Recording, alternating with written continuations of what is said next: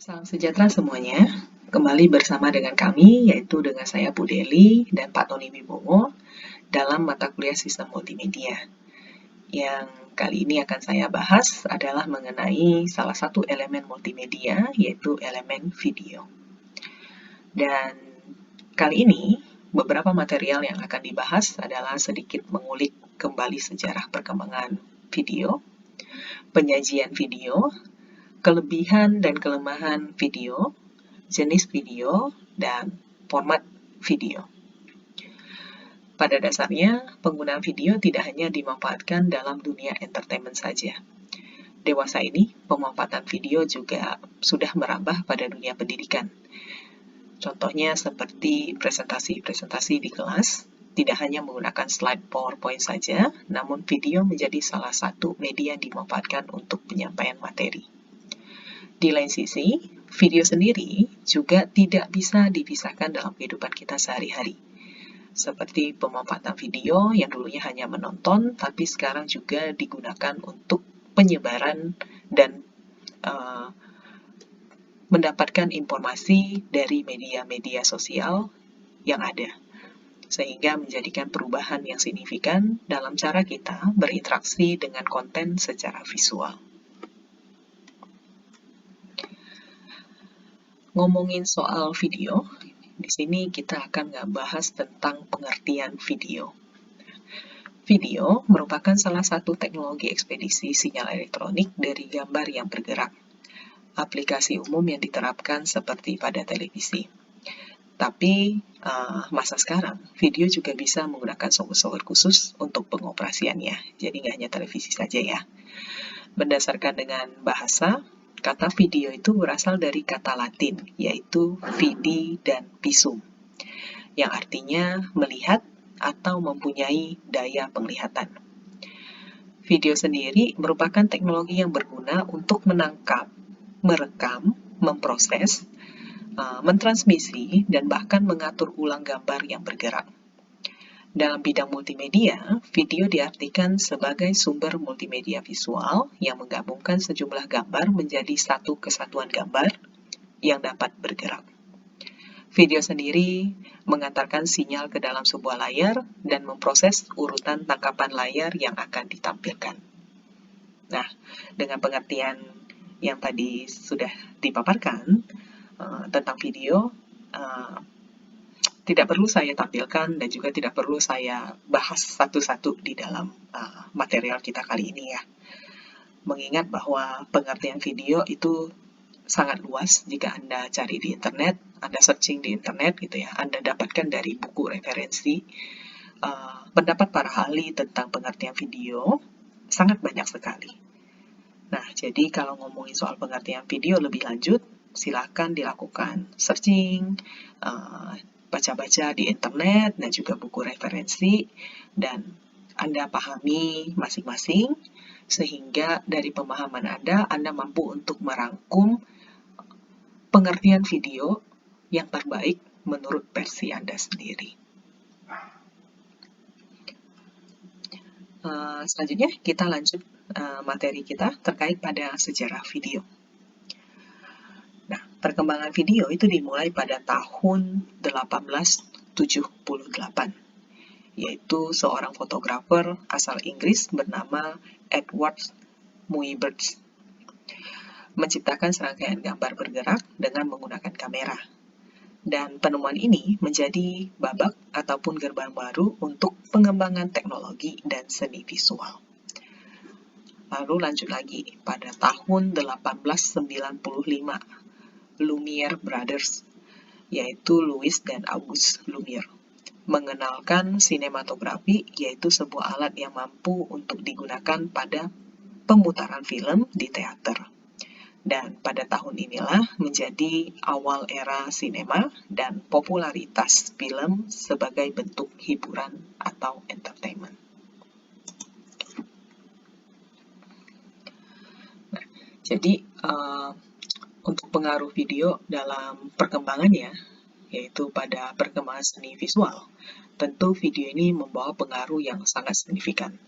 di mana dengan pemanfaatan video dalam menyampaikan pesan melalui media yang lebih dinamis dan imersif, seorang seniman atau kreator mampu dengan dinamis dalam menggabungkan gambar yang bergerak, suara, musik, dan efek visual sehingga terciptanya pengalaman menonton yang lebih baik. Di lain sisi, juga mampu untuk memberikan kesempatan dan peluang baru bagi para seniman dan kreator untuk mengkolaborasikan teknik dan gaya dalam video untuk menggunakan teknologi komputer, yaitu macam-macam perangkat lunak editing dalam mengembangkan efek khusus, animasi, dan pengolahan gambar yang jauh lebih menakjubkan tentunya. Nah, kalau bahas tentang fungsi video pasti tidak ada habisnya. Dengan pemanfaatan visual dan suara akan menghasilkan video yang jauh lebih menarik, sehingga para audiens selain sisi mendapatkan experience dalam menonton, juga dalam hal memproses informasi lebih mudah dan nyaman. Dikarenakan penggunaan teknik dalam video terasa lebih alami dan efisien ketika diterima. Beberapa fungsi video berikut yang saya paparkan di dalam slide adalah sebagian kecil saja dari banyaknya fungsi dari elemen ini. Yang pertama adalah meningkatkan pengalaman, wawasan, dan ilmu baru. Yang kedua adalah empiris sensorik. Maksudnya adalah di mana lebih unik daripada hanya menggunakan materi cetak dan suara. Yang ketiga adalah menyaksikan dunia luar dan luas tanpa harus hadir di tempat tersebut. Yang keempat, dengan sumber daya yang ada, yaitu seperti internet salah satunya, maka kita bisa mendapatkan informasi visual tersebut dengan baik, kapan, dan dimanapun.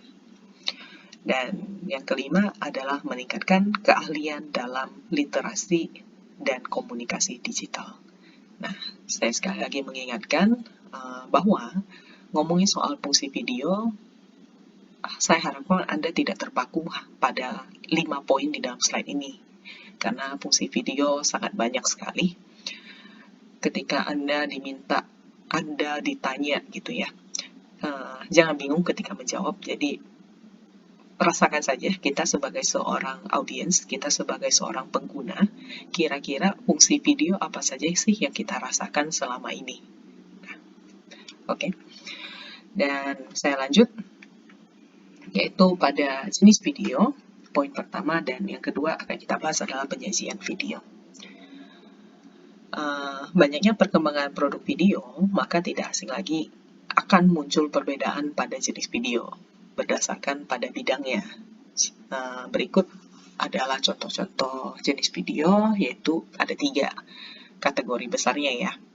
Yang pertama adalah video streaming, yang kedua video conference, dan ketiga teleconference. Dan next, yang nomor 2 adalah penyajian video. Penyajian video itu dikenal ada 2, yaitu video analog dan video digital. Video analog itu adalah jenis video yang disimpan bukan dalam komputer seperti bentuk video televisi, video tape, dan film. Sinyal analog sendiri adalah suatu bentuk dari komunikasi elektronik yang merupakan proses pengiriman informasi pada gelombang elektromagnetik yang bersifat variabel, berkelanjutan, dan besarannya bisa berubah dalam waktu dan ruang sesuai dengan nilainya. Dan video analog sendiri itu mempunyai kekurangan pada gambar yang tidak begitu jelas, warna yang kurang terang, kualitas atau mutu gambar kurang baik apabila sering digunakan dan juga disimpan dalam jangka waktu yang cukup lama. Yang kedua adalah video digital. Penyajian video yang kedua adalah video digital.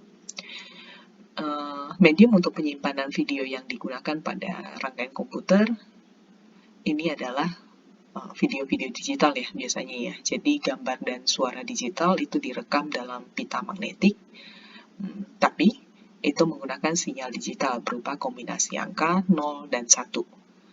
Untuk kualitas gambar, itu bersifat tetap dan tahan lama, serta tidak mempunyai banyak masalah, walaupun kita simpan dalam jangka waktu yang cukup lama.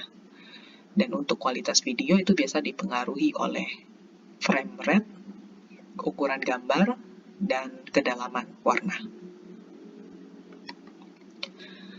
Kelebihan dan kekurangan dalam penggunaan video dalam hal penyebaran informasi dan sejenisnya dalam berbagai bidang kita temui sebagai berikut. Ini hanya sebagian kecilnya ya, kelebihan dan kelemahan.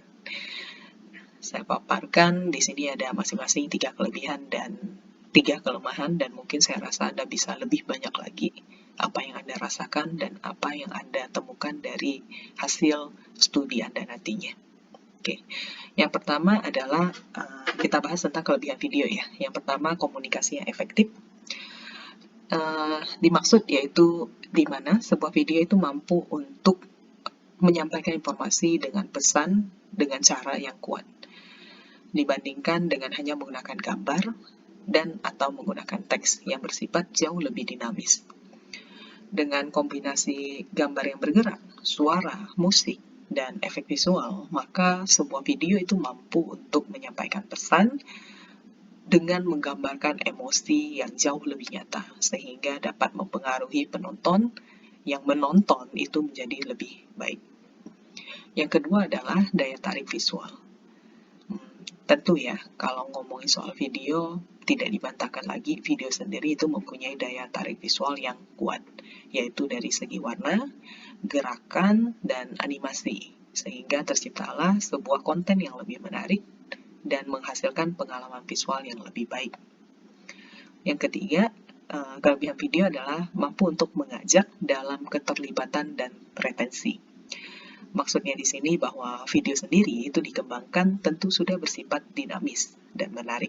Dengan demikian, maka video sendiri itu mempunyai potensi dalam meningkatkan keterlibatan penonton dalam hal pembelajaran, yaitu seperti lebih memahami konsep dan lebih baik sehingga mampu meningkatkan retensi informasi. Yang ketiga, sudah selesai. Saya lanjut untuk kelemahan video.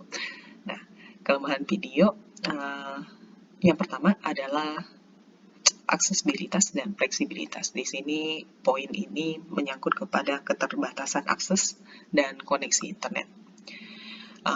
Benar bahwa akses internet zaman sekarang itu sudah sangat luas.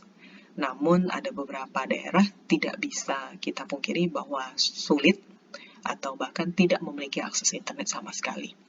Dan hal ini akan menjadi salah satu hambatan utama penyebaran informasi menggunakan elemen video. Jadi tidak akan bisa sampai dengan baik informasi tersebut ke pihak penonton. Yang kedua adalah ketergantungan pada segi visual dan audio, yaitu video yang cenderung mengandalkan elemen visual dan audio dalam penyampaian pesannya bisa menjadi terbatas ketika penonton yang akses itu memiliki keterbatasan pendengaran dan atau penglihatan. Yang ketiga adalah waktu dan sumber daya. Menghasilkan sebuah video dengan kualitas yang baik dan sempurna pasti membutuhkan waktu yang lumayan panjang. Sumber daya terkait pada kemampuan dan keahlian seniman, kreator juga sangat diperlukan. Jika hal ini tidak terpenuhi, maka akan menjadi salah satu hambatan dan batasan dalam sisi produksi film. Format video yang bisa digunakan dalam medium penyimpanan karya video ada beberapa, seperti MP4, MOV, AVI, MKV, 3GV, dan ISF, dan banyak lagi format video lain yang bisa digunakan dalam medium penyimpanan karya video Anda. Dengan demikian, penjelasan mengenai elemen video diharapkan mampu untuk membuka dan memberikan pengetahuan yang baru bagi kita semua. Untuk mengembangkan video proyek lebih lanjut akan dibahas lebih lengkap pada pertemuan kita di kelas. Akhir kata, saya ucapkan terima kasih atas perhatiannya, selamat belajar, dan sampai jumpa lagi pada pertemuan berikutnya. Salam sejahtera dan salam sehat semuanya.